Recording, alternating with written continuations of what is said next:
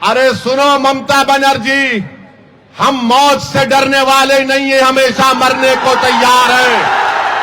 तुमको जिंदगी से मोहब्बत होगी, हम तो अल्लाह की राह में शहीद होने को हमेशा तैयार है। अगर हम अपने घर से निकलते हैं तो अपने माँ और अपने बीवी बच्चे और भाई को बोल के निकलते हैं कि हमारा कफन तैयार रखना, हम अल्लाह की राह में हक की लड़ाई के लिए आगे बढ़ रहे हैं। तो ममता बनर्जी, तुम्हारे बच्चों को समझाओ, हम मौत से नहीं डरने वाले हैं। अगर तुम 4 तारीख के बाद कुछ करोगी ममता बनर्जी, तो उसका नुकसान तुमको उठाना पड़ेगा। जो लोग मौत से नहीं डरते, ममता बनर्जी तुम उनको डरा नहीं सकती। तुम्हारे गुंडों को समझाओ, अगर हम लड़ने आ गए, याद रखो, जमहूरियत के दायरे से आगे निकल के लड़ेंगे तो ममता बनर्जी तुमको बहुत परेशानी उठाना पड़ेगी। अरे तुम किसको डरा रहे हो? हम सिर्फ अल्लाह से डरने वाले हैं। कोई ममता बनर्जी, कोई मोदी से डरने वाले का नाम असदुद्दीन ओवैसी नहीं है। तो मेरे अजीज दोस्तों और बुजुर्गों, हिम्मत और हौसले को बुलंद रखिए। और नरेंद्र मोदी को हम पूछना चाह रहे हैं, ये बीजेपी बोलती है मुसलमान बंगाल में घुसपैठिए निकालेंगे। अरे मोदी जी, ट्रंप का नाम लो ना, ट्रंप से क्यों डरते तुम? डोनाल्ड ट्रंप बोलते ही मोदी जी टीपीपी बोलते हैं, कुछ नहीं बोलते। अमेरिका को बीजेपी का राम माधव गया और राम माधव ने जाकर बोला, भारत ने सब कुछ कर दिया, भारत ने ईरान से तेल नहीं खरीद रहा है, रशिया से नहीं खरीद रहा है, हम ट्रेड एग्रीमेंट के लिए 50% के लिए तैयार हो गए। अरे मोदी जी, तुम्हारा आदमी जाकर ट्रंप की चमचागिरी कर रहा था अमेरिका में, और मोदी जी बोलते हम विश्व गुरु हैं।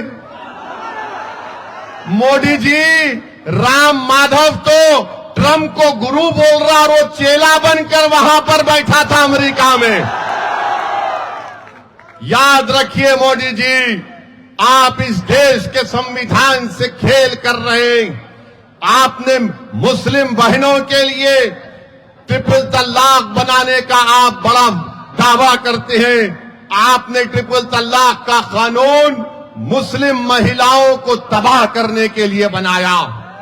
आपने CAA का कानून जब मोदी ने पार्लियामेंट में लाया, आप जाकर देखो, YouTube पर मेरी तकरीर है, मैंने मोदी के 300 MP के सामने कहा, ये CAA का कानून संविधान के खिलाफ है, ये मजहब की बुनियाद पर कानून बनाया गया। और मैंने मोदी को याद दिलाया कि जिस तरह महात्मा गांधी ने उस वक्त के अफ्रीका में एक कानून को फाड़ दिया था, मैंने कहा मोदी, तेरे CAA के कानून को मैं फाड़ कर पार्लियामेंट में फेंकता हूं। फिर यही मोदी ने वक्फ का काला कानून बनाया। मैं वक्फ की पार्लियामेंट की कमेटी का मेंबर था। 120 पेजेस पर मुश्तमिल मैंने डाइसेंट रिपोर्ट दी। उस कानून की धज्जियां हमने उड़ा दी और एक एक सेक्शन को बताया कि ये संविधान के खिलाफ है। ये मुसलमानों से उनकी मस्जिद छीनने के लिए मोदी ने कानून बनाया। ये कानून दरगाहों को छीनने के लिए बनाया, ईदगाह को छीनने के लिए बनाया। मैंने उस कानून को भी फाड़ कर पार्लियामेंट पर फेंक दिया और कहा कि ये संविधान के खिलाफ है। मेरे अजीज दोस्तों और बुजुर्गों, और मोदी जी कश्ती में नाव पर बैठकर जाते हैं, देखा आपने, फोटो ले रहे थे तो कैमरा में उनको जहां कहीं भी दिख रहा था ओवैसी नजर आ रहा था उनको। तो मोदी जी उस नाव चलाने वाले मुसलमान को बोले, मिलकर रहो, मिलकर रहो। मगर मोदी जी मीडिया के सामने आकर नहीं बोलते मिलकर रहो। मोदी जी ने उस नाव चलाने वाले गरीब मुसलमान से कहा, मिलकर रहो। मोदी जी, आप इतना डरते क्यों हैं? बंगाल में चुनाव कल तक इलेक्शन कैंपेन चलेगा।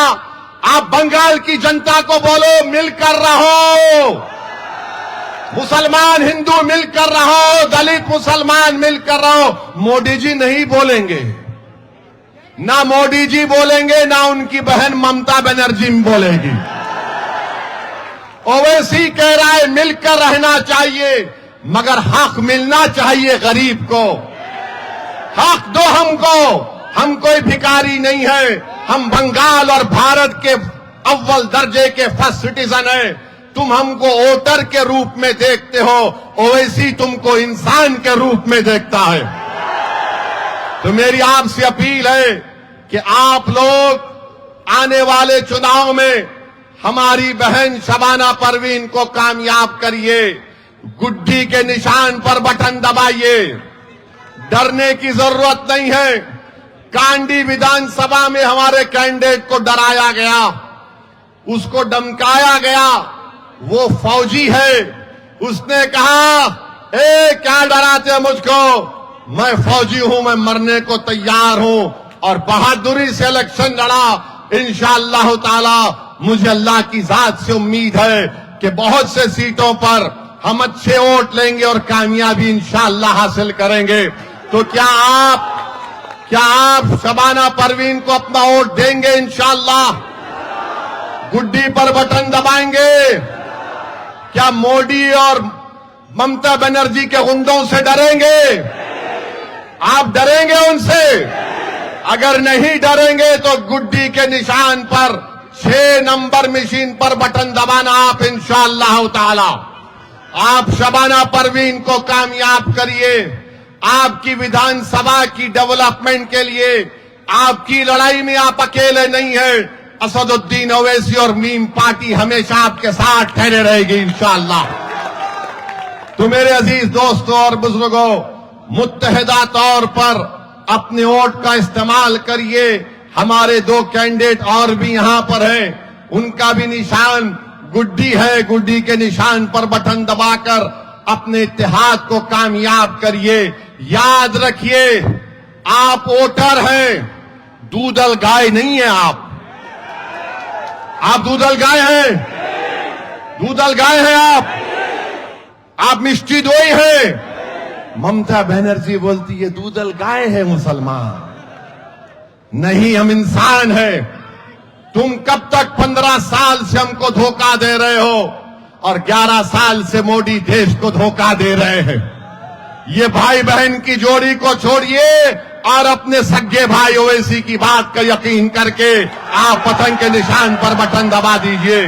तो मैं आपसे अपील है कि पतंग के निशान पर, गुड्डी के निशान पर 6 नंबर ईवीएम के मशीन पर जाकर सुबह सुबह वोट डालिए।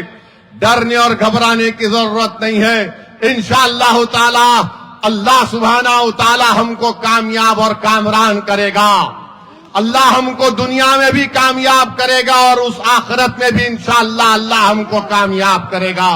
तो मेरे अजीज दोस्तों और बुजुर्गों, आपसे अपील करने आया हूं कि इस उम्मीद पर यहां से जा रहा हूं कि जब 4 तारीख को काउंटिंग हो जाएगी तो आप इंशाअल्लाह अपने वोट से, अपने इत्तेहाद से और अपनी दुआओं से मीम पार्टी के तमाम कैंडिडेट को कामयाब करेंगे। अभी आपने देखा कि शबाना परवीन जिस तरह से भाषण दे रही थी, अरे अगर एक तरफ ममता बनर्जी को खड़ा कर दो, एक तरफ शबाना परवीन को खड़ा कर दो, और शबाना परवीन जब बोलना शुरू करेगी तो ममता बनर्जी भाग जाएगी यहां से। तो मेरे अजीज दोस्तों और बुजुर्गों, अपने एक वोट का 29 तारीख के दिन गुड्डी के निशान पर बटन दबाकर अपने सियासी शऊर का और अपने इत्तेहाद का एक पैगाम दीजिए। आप यहां पर आए, बहुत बहुत शुक्रिया। मेरे साथ नारा लगाइए, नारे तकबीर, नारे तकबीर।